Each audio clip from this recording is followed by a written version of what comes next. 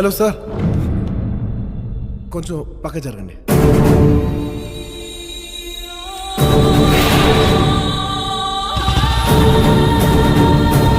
ఆగో.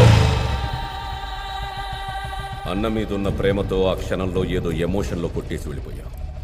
కొట్టేసి వెళ్ళిపోయిన తర్వాత అయినా ఈ మద్దాలి శివారెడ్డి అనేవాడు పలానా వాడు మామూలోడు కాదు, వాడింకా చావలేదు, హాస్పిటల్లోనే ఉన్నాడు, లేస్తే వస్తాడు, వస్తే ఏసేస్తాడు అని తెలీదురా. నేను హాస్పిటల్లో ఉన్నప్పుడు నీ గురించి ఏం ఆలోచించానో తెలుసా? శివారెడ్డి నుంచి ఎలా తప్పించుకోవాలి, ఎక్కడ దాక్కోవాలి అని పారిపోయి ఉంటావు. నిన్ను పట్టుకోవడానికి ఎక్కడెక్కడ వెతకాలి, ఎన్ని రోజులని వెతకాలి అని ఆలోచించా.